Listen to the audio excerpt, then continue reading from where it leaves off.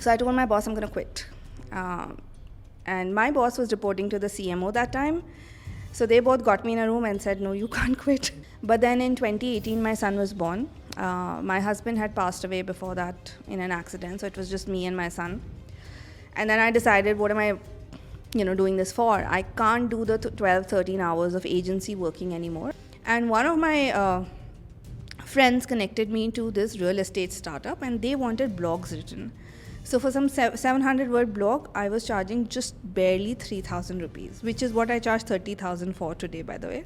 I said, I'm not sure, Deepak, I don't want to do this, but because you're saying it, I'm going to go ahead and dive into it. Because I invested in you and I said, okay, Deepak knows this better, so I'm going to follow what he says. Hello, Supriya. Welcome to the office. Hey, very excited to be here, finally. Yes, fantastic.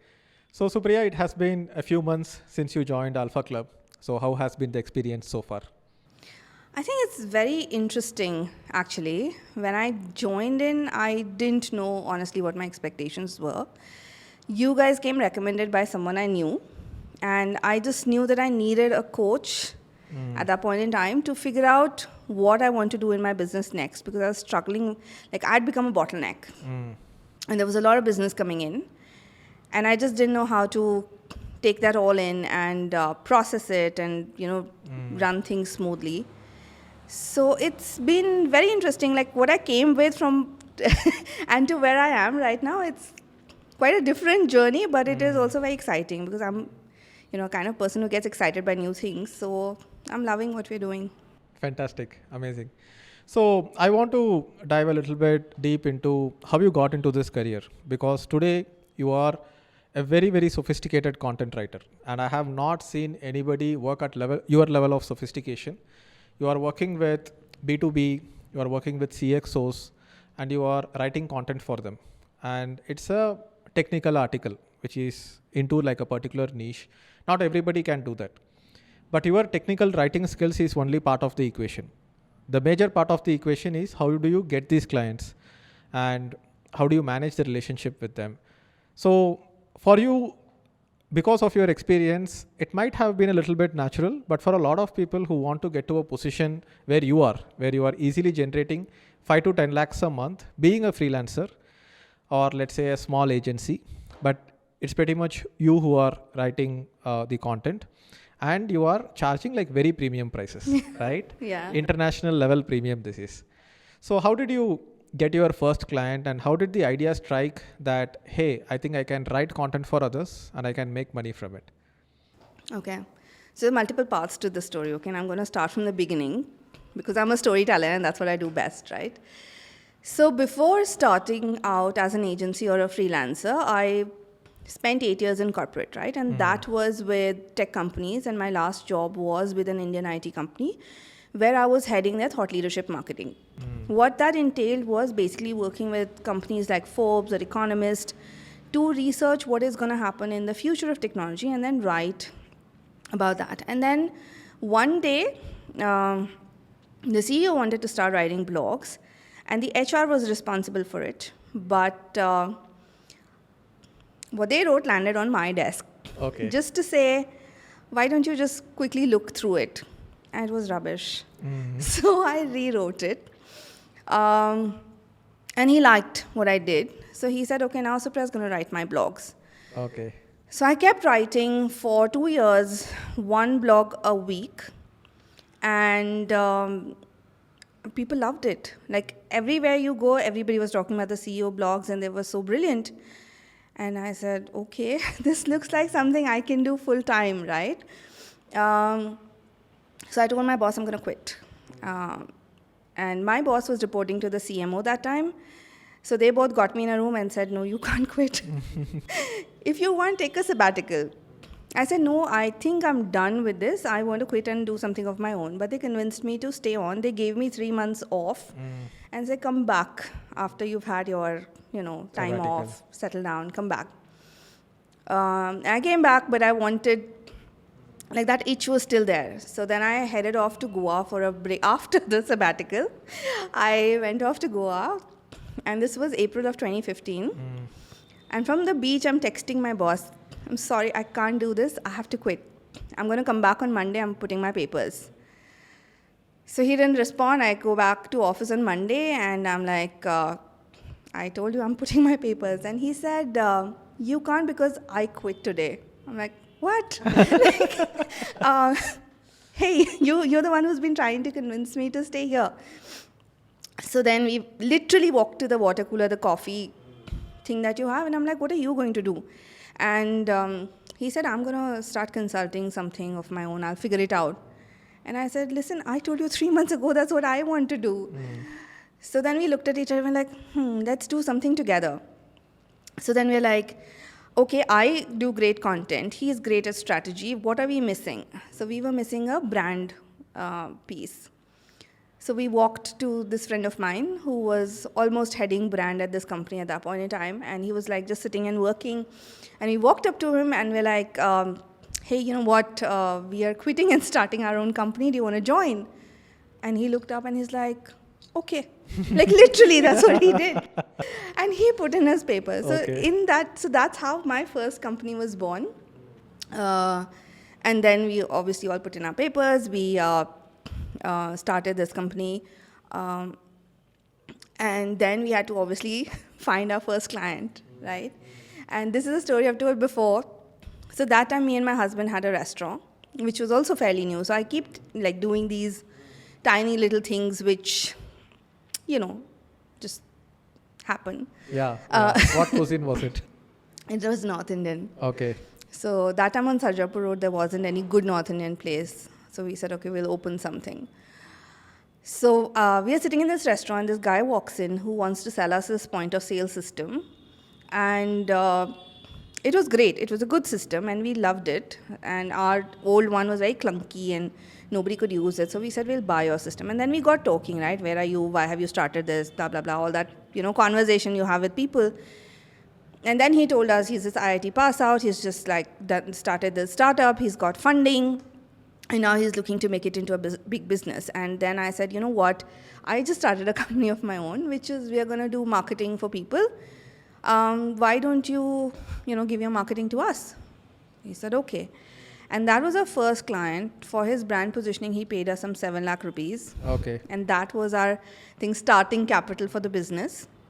And I did that for 3 years then with my partners. When I left the company, we were doing some 4-5 crores in revenues. We had some 30-40 people with us. But then in 2018, my son was born. My husband had passed away before that in an accident. So it was just me and my son. And then I decided, what am I, doing this for? I can't do the 12, 13 hours of agency working anymore. I want to stay at home with my boy. So I quit and everybody freaked out. They're like, you have no money, not money, but you don't have any job. You have a 3-month-old baby. What are you going to do? And I said, I'll figure it out, right? And when I left, they had made me sign a non-compete, which said, you can't reach out to any of the clients that we have been working with. And that was literally everybody I knew. Okay. Yeah. And my method of finding clients has always been like that, right? Reach out to the people, and I call it my circle of influence, right? Reach out to people. That is the best. Anyone who is getting started, the first set of clients comes from their professional network. But this was like off the table. Okay. Off the table. Yeah. Now you can't reach out to people that you've been working with, you've built big relationships with, right? So I had to start from scratch, from zero, from nobody I knew. But they didn't say I couldn't reach out to people and say, connect me to someone else. So the first project I got after I quit the company and started freelancing was like a really cheap project compared to what I am today. And one of my friends connected me to this real estate startup and they wanted blogs written. So for some 700-word blog, I was charging just barely 3,000 rupees, which is what I charge 30,000 for today, by the way. But I said, okay, fine. If this is what it is, someplace to get started. And I think that just very rapidly evolved into, like I said, I made 7 figures even as that startup in my first 3 months. Because when you do good work, people recognize it and they want to work with you. So they just, like, the word spreads and people show up. Yep. Amazing. I think that is one thing that, people watching this podcast can learn from you is that sometimes you can't predict the future, and know some certainty for the future and then take decisions. If you are like quitting a job, starting a business with a bunch of co-founders, then quitting that again starting, there is a lot of uncertainty here. Yeah.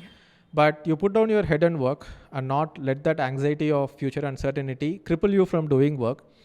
And if you keep doing the work, you will pull out yourself of that uncertainty. And the only thing that will bring certainty is how much work that you put in. And then it kind of starts unfolding into the future. And based on the number of people that I have worked with in Alpha Club and with our micro internship program and everything, I have seen that people who are these action takers are the ones who succeed. And you have started like taking massive action as soon as you joined Alpha Club. So now I want to know a little bit about your intention to start building this coaching business as well on the side, while you are good at what you are doing, which means that a lot of people want to do what you do. Make 5 to 10 lakhs a month just by doing freelancing as a solopreneur, so that you don't have an office, you don't have a bunch of people, client meetings and everything, not this typical 9 to 6 job. So even though I run my own company, I do come to the office and I enjoy doing it and I am capable of doing it. Certain people don't want to do it. As your personal situation, you felt like, okay, work from home, this is much better. So tell me about the journey. Where did the spark come? And initially, I also remember that you were not necessarily wanting to be convinced of doing a particular thing before you started doing. I told you start doing this and you immediately started doing it. So how has that journey progressed? Okay, so I'm going to answer your second question first, that what convinced me. So I'm a total believer of, there are things, nobody can know 100% of anything, right? And when you commit to something or someone, you need to be open to learning from them. So even though we had that discussion initially where I said, I'm not sure, Deepak, I don't want to do this, but because you're saying it, I'm going to go ahead and dive into it. Because I invested in you and I said, okay, Deepak knows this better, so I'm going to follow what he says. Yeah. And therefore that onus also rests on your shoulders. Yes. Yeah, of course. To make Supriya successful. Yeah. But that is the mindset I go in with whenever I'm trying something new, that there are people who are experts in their areas and I need to leverage that expertise because I don't know everything. Yeah. So that's why I said, okay, let's just go experiment. And till date, I'm like literally blindly following whatever you're saying because you've done this, you know it, and I can benefit and learn along the way if, I follow through on that. So that's the one part, right? Why I decided on coaching was, so remember we used to do these ikigai things, like what's your sweet spot and what's your passion. So there are, I think communication, no matter how many times I've done that, communication is where it ends up. And I think when I was somewhere in my early stages of career, I figured, you won't believe there was a time in school I was the backbencher. In college, when you had to, like MBA college, you had to make all these presentations. I'll make the deck, I'll hide behind my team and let them present, okay? Because I was terrified of standing in front of people. And when I joined my first job, I was an engineer and an MBA, so they made me a business analyst. This was also a tech company. No work, but I'm a billable resource. So I just wander into office, try to figure out what can I do and walk back, right? And it was not adding anything to my skills. So I was desperately looking, can I do something else? And the only open position who was willing to take me out of a billable situation into a cost center was the learning and development unit of that company. And they said, you come on board and you won't have to coach people, don't do anything, you will just make courses. I said, okay. So I walked in there. 1 week into the new job, they said, khade ho jao. There are 50 people sitting here and you have to coach them on personal grooming and business etiquette for 8 hours. I'm like, what? My knees shook the entire time, but I talked. And then I discovered this new skill, right? And then I figured if I can make money from talking and if I can actually, so I have a lot of gyan to give because life situations, blah, blah, blah, a lot of stuff has happened. So I said, if I can do that, why not? So I knew at some point in time I want to leverage this skill. So writing is a skill and speaking is a skill. So I said I want to leverage the skill of talking to teach people what I have learned in my life. Now, that could be content, that could be resilience, that could be change management. So I do speak at different companies on these different topics as well. But I hadn't like frozen it into a plan. Plus, I also wanted a recurring stream of income. Because in content writing, what happens is you've written one thing, you will never get paid for it again. Ek article likh diya, de diya, khatam. Yeah. So I've been thinking actually for the past 2 years that I need to build a recurring income stream so I don't have to constantly write and don't have to constantly think about the revenue is mahine kam hai, next month zyada hai, that kind of thing. So I wanted that recurring income stream. I just couldn't figure out, like put a finger on what that could be. So I think when we spoke, that clarity happened where I wanted to coach people on writing books, but you said no, there's better market for people who want to learn content, and that's how this course happened. Yes. Yeah. And I also feel that you are in a very good position to be a coach, because my belief is that somebody cannot just become a coach because they want to make money online. A lot of people are like, hey, I'm quitting corporate, I should start something of my own. But instead of getting into services, they're like, I will just teach people, and I will teach people on money mindset, right? I mean, like, okay, but what are you doing as a skill that you can teach to other people? And you should be practicing what you preach and preaching what you practice. So I do not encourage anyone who is just coming out and saying that, hey, I just want to become a coach, what niche should I choose in? I mean, like, get into a job or get into freelancing, become really good at something. Like, for example, if you are good at app development, then you can teach people on app development. You have become a freelancer yourself, teach other people, how to convert their app development thing. Either you can become an app developer employee in a company, or you can start your own app developing freelancing thing, and that you can teach only if you have done it yourself. So you are in a very good position to teach that to other people. And how does it feel to build a community, have a community? Yes, there are pros and cons to it, because now you are putting yourself out there. Just like you, a lot of people have that hesitation. Like, people will judge me. I might have some negative feedback. How can I put myself there? So how did you work out of that hesitation to put yourself out there? So,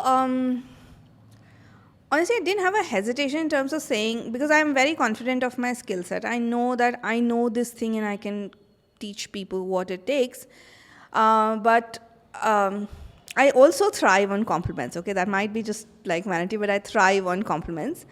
And in a corporate setup, like a B2B setup, those are few and far to come by, right? Because they think don't use it as a testimonial anywhere. They'll say good stuff, but that's like very bracketed. So when I started this course, I honestly didn't expect it to blow up like the way it has, right? I never thought there'll be 7,000 people on email, or 1,000 people WhatsApp community, or people like literally lining up to sign up for, the mentorship program. Even this time, the second cohort, I've got 100 applications and I'm having a tough time choosing who to coach, right? So I didn't expect it to blow up so spectacularly. And it's just end of January we started, right? So barely 3 months is what we've been at it. But the best part, I think, is the confidence people have in me, right? And in the application, I mean, we asked them, why is it that you want to be mentored by me? Because there's so many content writing courses out there, right? I'm not the only one who's offering these courses. And consistently, they've given me this feedback that others are basically just taking whatever is there on Google, which honestly, I don't even have a clue on, because I don't go and research content marketing as such. But what you are doing is giving us your own experience and your own process, and which is what they're finding value in. And I've done it in the free course. Like literally when I go and read these emails, I'm like, wow, these are good emails, right? I've done it in the community. I'm getting consistent feedback that it is a very value-add community, and it's not like I'm personally engaged in this. And then that reflects in the mentorship group as well, right? That people are very invested in it, invested in me. And I think that's, at some level, is very satisfying that you're contributing to something, you're making people's lives better in some way, and they appreciate you for it. So I guess. Amazing. So yeah, before we go into the specifics of how you are conducting this cohort and the route that you have taken, let's look at what you built first. So you first built a landing page. Not even the landing page, you first built the email sequence. Yeah. And that is what I advised you. A lot of people who are coaches, they think that, hey, I can just create like a small low ticket course first. So they will create a course for 3,000 to 5,000 rupees, around that range. And they will run a 99 rupee workshop or a free webinar. They will run Facebook ads for it. People come into the webinar, you teach them, provide some value, prove them on the value, and then you sell a course, which might be around that price point. Sometimes maximum 10,000 also. People have done it on a webinar directly. But I personally did not feel that would be the right way, because you can slap up a course, you can put a bunch of things in it and have an outline. But this course content might not have a good product market fit, because when you are creating a course sitting inside a room, you are creating the course based on how you perceive what the market wants. And we don't have 100% clarity on what the market wants unless we interact with the market. So that way, you need to create this focus group first, where you are interacting with people. It's not just for people to get confidence in you that you can be a great coach, but also for you to get confidence in these people that, hey, these people can be coached and I think there will be good customers. So we decided that we will go with a 30-day free email course on how to become a highly paid content writer. Then we built the landing page. Then we ran Facebook ads, where the cost of the leads has been as low as 10 rupees. And because you joined Alpha Club, and since this particular content is relevant to my audience, I also sent a mail to my audience where almost 1,000 people came into the entire funnel in the beginning. And this email course, super fast action taker. Every person who joins Alpha Club, I'm like, identify your market. When you are creating a free course, some level of assumption on what they need is enough to get started with. And write a 30-day outline. Very few people actually sit and create a 30-day outline first. And very few people actually sit and go through the entire thing to create a 30-day email course. And I always say that text is great. Yes, you can do videos, YouTube videos and everything, but text always gives you a very in-depth engagement inside the email inbox. And we started with that. Now I think there are 7,000 people on your email list. We kept running the Facebook ads. And then how was the initial experience with, so you did a first Zoom call, you had a bunch of people, you interacted with them. And then you created this WhatsApp group where more than 1,000 people are there right now. And so how has been the initial experience? And what I want to know specifically is that, did your assumptions change on who your target market is because you did this first? Okay. That's a tough question. Okay. So I think in terms of assumptions, I went in fairly not knowing the market at all, right? Because it was a very drastic shift from who I wanted to coach. Remember, I told you initially that Mera B2C is not something that I've ever tried. I mostly do B2B, and even with the book to business thing. Even with the book to business thing, I wanted to target those CXO level folks who can, fit into my, the people I knew, right? What are their hopes, aspirations, dreams? What is it that they wanted? This was fairly new. Yeah. But I said, okay, it's a wide market. So different people might need different things. So in the 30-day email course, what I did was I put in literally everything. That what I feel, and I didn't hold anything back, because I'm also a very big believer in you have to give first, you have to give value first, and only then you can take back something, right? So, and that's what I've constantly worked with as a principle in my corporate clients and my book clients, that give them the value first and then they will sign up with you, right? So I said, okay, and because I had 30 days, so I had lots of time to play with different things that they might be facing challenges in. So I try to answer almost all questions I felt that they might have, which is like from how do you get started, how do you find your niche, how do you find your first clients, how do you build your value proposition. So literally everything is there. And when the people came into the community, I also found, so there are different types of things about people, right? Things that people know that they don't know, and the things that people don't know that they don't know. Yeah. So I think the second part has been more of a revelation, because in such a vast community, you see some questions that come up consistently, right? Where do I start? What is the first thing I should do? What should be my niche? How do I find clients? So these are consistent questions which are being answered in this course. But at the same time, these people are also sending me samples of their work. And when I see those samples, I'm like, you don't yet know the level you are at in terms of content writing. You may complain that people are not paying me money, but you're not yet delivering them value. So if you see the community or if you see the cohort, my big focus is on quality. Yeah, if we are doing 8 weeks of content, first 6 weeks are focused on quality itself. Yeah.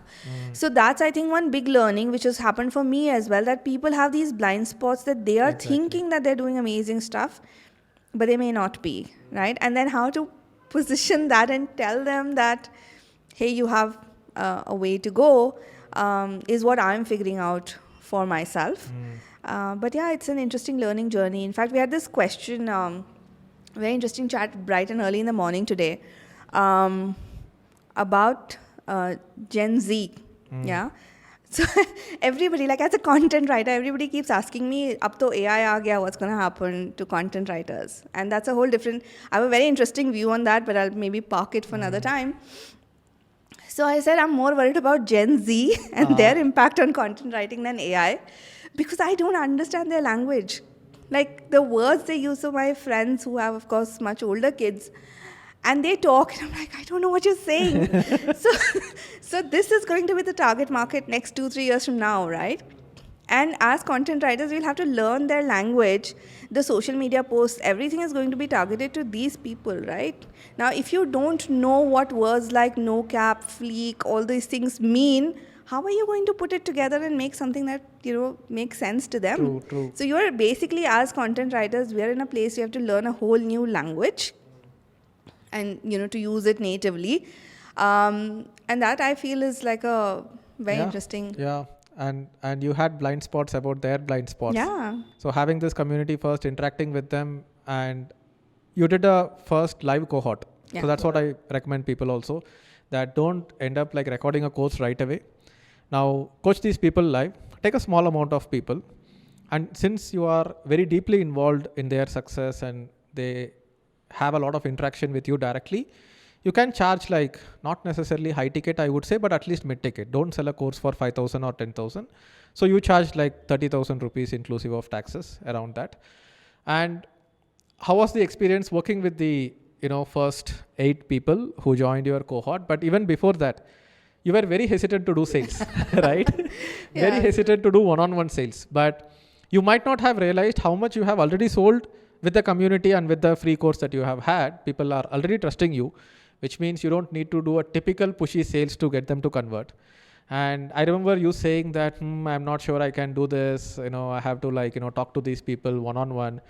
And I think out of 8 people that you talked to, 6 people converted. Yeah, right? Somewhere around that proportion. So it was 15 I spoke to. I rejected 3. Okay. And then from there 7 from the rest. So 12 misses 7. You made offers to like 12 people and 7 people converted, which is more than 50%, right? And for one-on-one sales calls and having more than 50% conversion, where 1 in 2 sales call is converting into a sale, is just excellent. Okay. So how did you immediately learn that skill of one-to-one sales? I know that you already have been converting clients for your freelancing and you have been talking to more sophisticated people, but this is a whole new target audience for you. So how was that experience? So I think the reason I hesitated on sales is also because I've never been a salesperson, right? So me and my husband, we were sort of partners in this crime where I was the ideator. I'll come up with these brilliant things we could do, and he was the executor, and he was a brilliant sales guy, right? He could sell anything.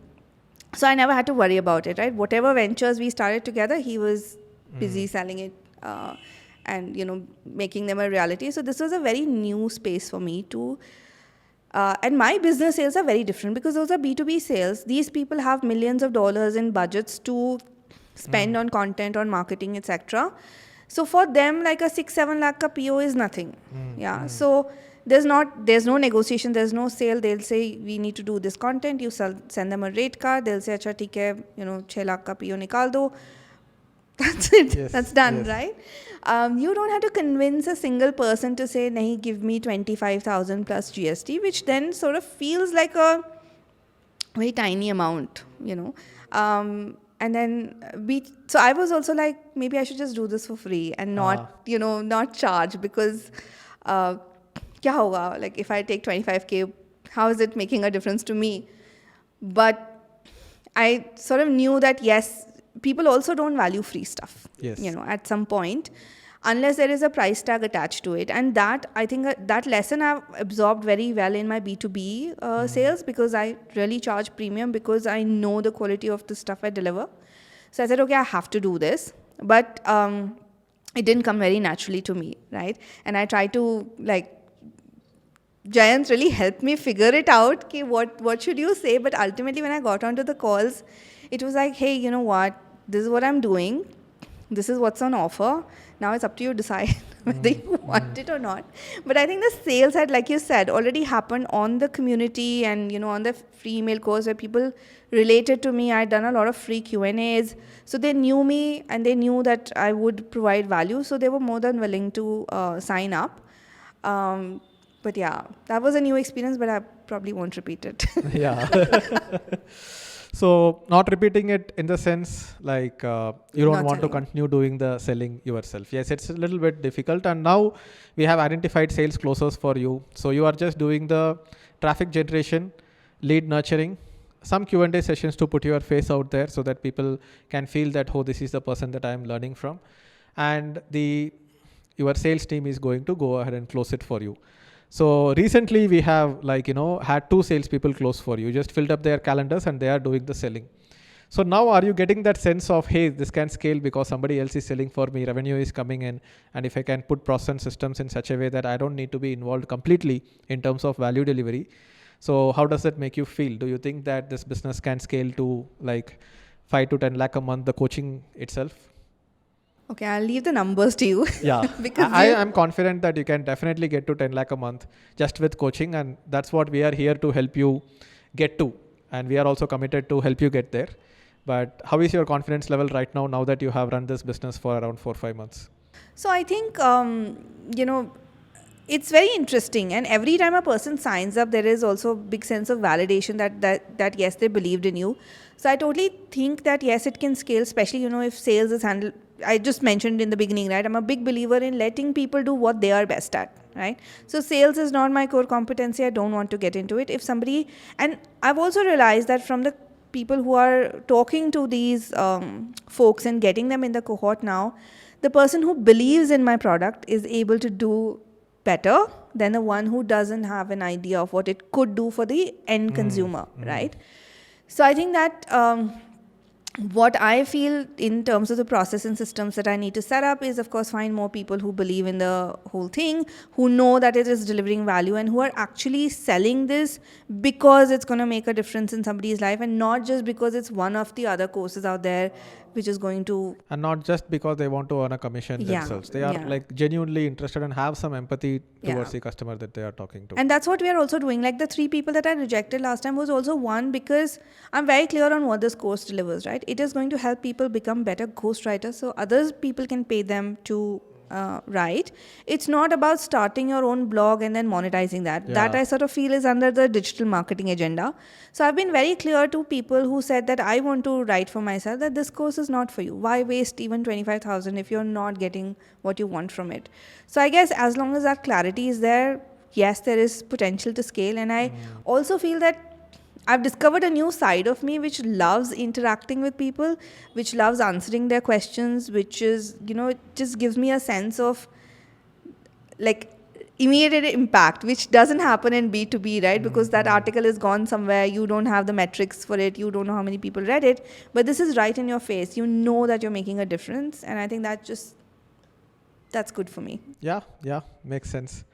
So pretty good journey since you joined Alpha Club and started experimenting with new side of the business.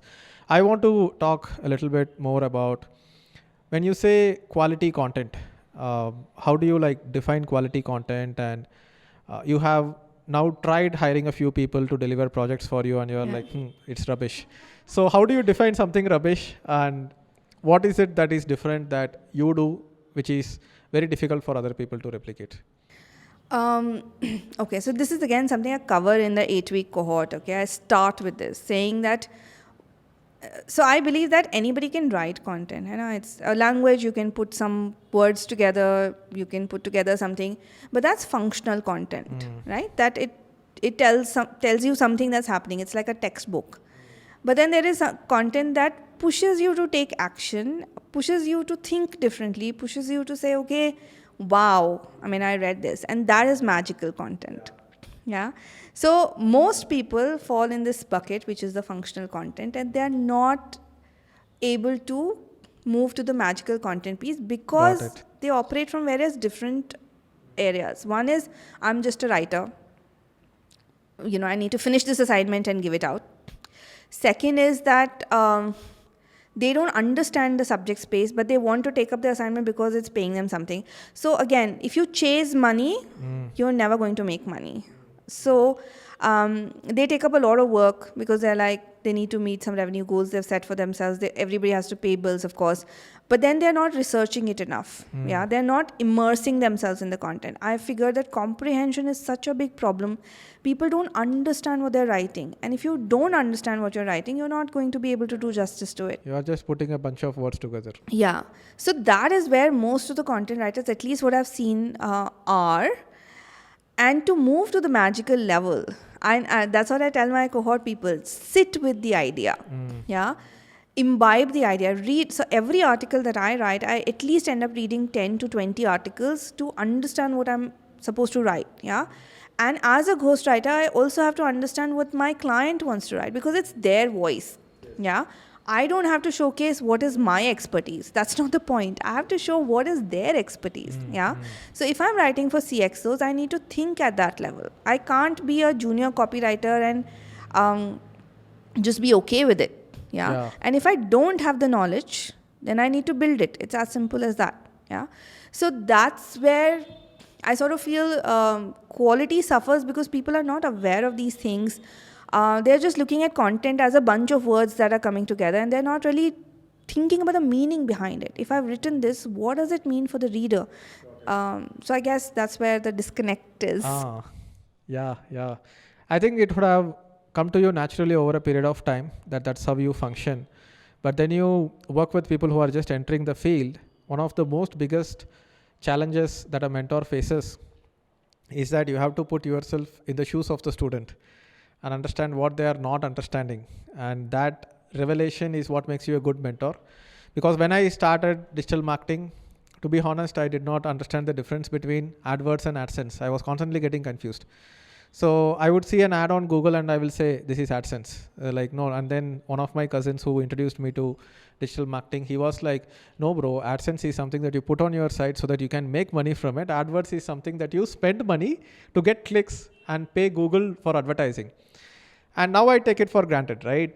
We know about the funnel in and out, top of the funnel, middle of the funnel, bottom of the funnel. But for somebody who is just learning digital marketing, we need to be very patient and we need to understand where they are coming from to imbibe the concepts that you have into them in a way that they can understand, not the way you understand.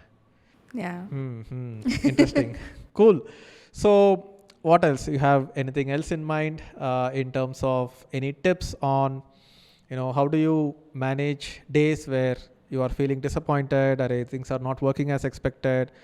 Something came along, suddenly got cancelled, or you finished the project, delivered it to the client is not paying, you are continuously following up with it. So as a freelancer, what are the challenges that you usually face and how do you overcome it? Challenges wise, I think writer's block definitely happens. So I've been sitting on this one article for the past 10 days, okay? And I haven't been able to make any progress on it. And it's a very simple paper. It's just some 2,000 words that I have to write on a subject that I know about, but I just can't get started. So it happens to everyone, even people who've been doing this for many years. So my first tip usually, and again, something I cover in the 30-day course, is don't stress about it. Yeah. Drop it, do something else. When it has to happen, it will happen. So clear your mind, clear that stress, do something interesting in between, and then come back to it. The second thing, obviously, is when you are struggling with these kind of things from a creative block, especially blocking time to do it really helps. So, Got it. I know I usually don't work Saturday, Sunday, but because I'm leaving on a vacation, I'm like optimizing this time. So tomorrow I blocked 4 hours for this article to say, I'm going to finish it in these 4 hours, and you've got to stick to it. whatever shape it is in, one draft will be done. Yeah. And then after that, you sit on it a little bit again and you edit it out and you improve it. But chunking that time out really helps.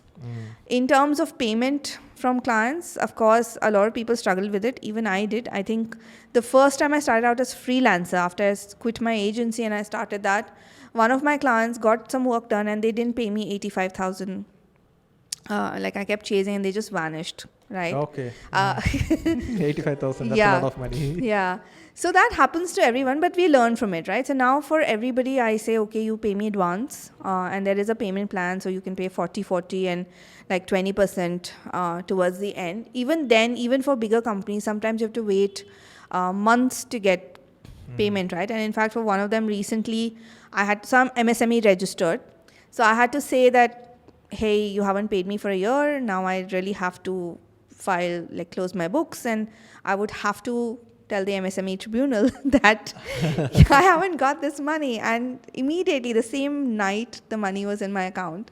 So I think I've never... So you have to put some pressure as well. Yeah, I mean, that was also a new experience. I've never threatened anyone for money, but it was like, consequences. But so these things happen. So if you're... don't be a blip on the radar is one of the tips, right? Don't be somebody that they can forget about. Have some systems and processes in place. Of course, for some freelancers, that might take some time to get to, but at least have an eye on that, saying that somewhere I need to become more than just an individual that has no consequence if people are ignoring you, but maybe a business where things have to be done professionally, right?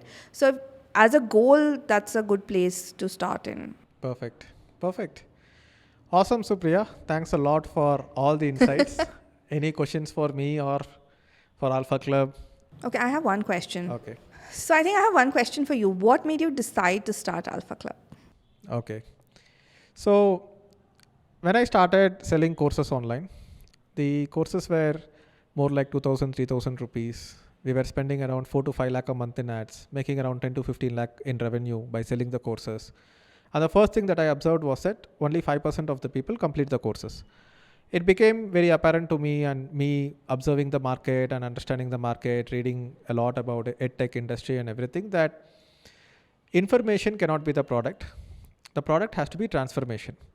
That you need to take people from where they are to where they want to go, and the information cannot do it by itself. There's so much information around in the world. And in 2019, end of 2019, I started the internship program where I decided that, hey, I will give cash back for people completing the assignments. And that will probably force them to take action, and they will actually get transformed instead of just doing the program and just learning some content. The content might make you feel good. A lot of people don't have the discipline to consume it. But the fact that I'm giving the cash back and there is an assignment to do forces them to watch the content. So that makes sure that they consume the content that is given. So the course completion rate goes up. But because they're implementing, during the implementation process also they get validated learning. Okay, you learn about WordPress. It's one thing to learn about WordPress and actually go ahead and create a WordPress site, get some traffic to it, put some analytics in it. So you learn by doing. And that's how I learned digital marketing, by running my motorcycle blog. And in the process of growing it, I learned digital marketing even before the term digital marketing became like a common thing. Earlier, they were calling it internet marketing. It was not a corporate thing. People sitting at home, internet mein ads chalate hain. That's how whole digital marketing was. And then I figured out that there are people at different levels. There are people who just come out of college or working professionals, and that's where the whole focus was initially when we started the program.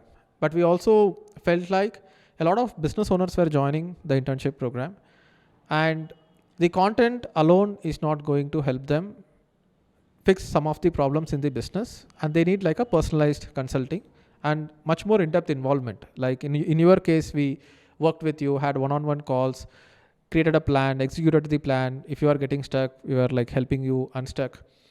And I feel like you cannot work with sophisticated business owners who have already achieved a certain level of traction. Like you have been in corporate for 8 years, then for 5 years probably. Now you are into this whole content writing thing. Now you want to become a coach.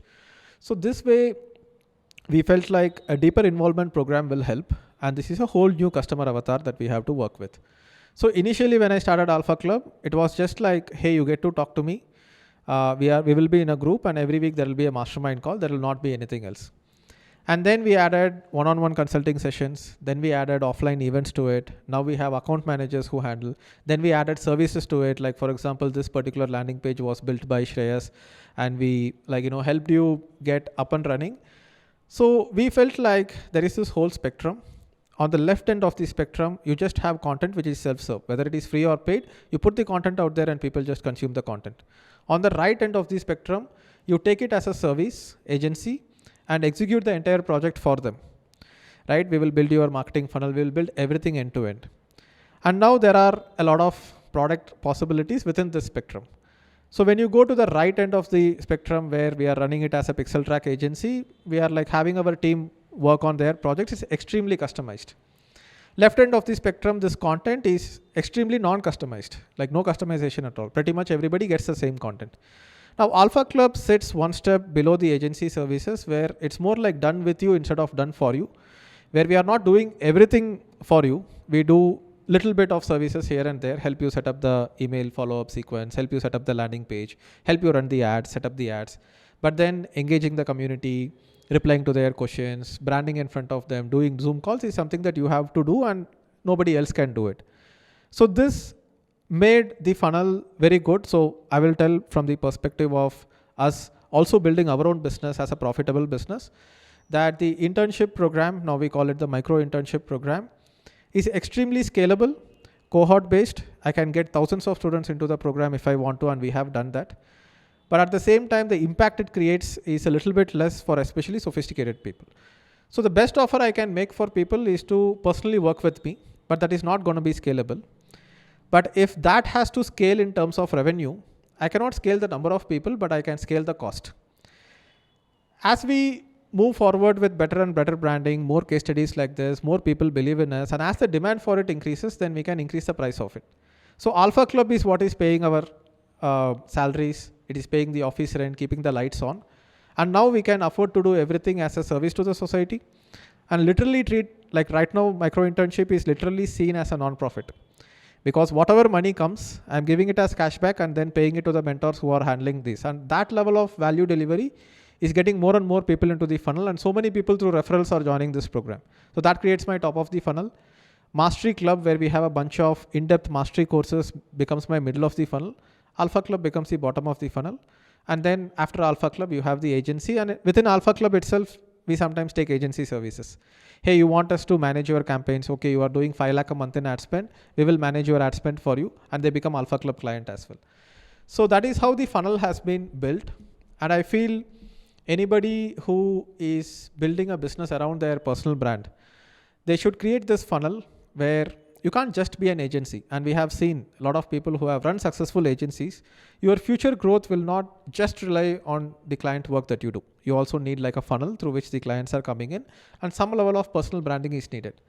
But there are people who are YouTubers who only keep doing YouTube videos. They have millions of subscribers, but they don't have a funnel. They don't have a product, which means that the amount of monetization that you can do with this subscriber base will be very little. They will get some brand sponsorships. They will, have some YouTube ads run on their channel and they will make some money, but they cannot go ahead and really capitalize on such a big audience that they have. So if you are an expert in a particular area and you want to make money with your expertise, you need to do an agency where you are providing services. You need to do like a mastermind where you are closely working with people, but not doing entirely for them. So that will be done with you.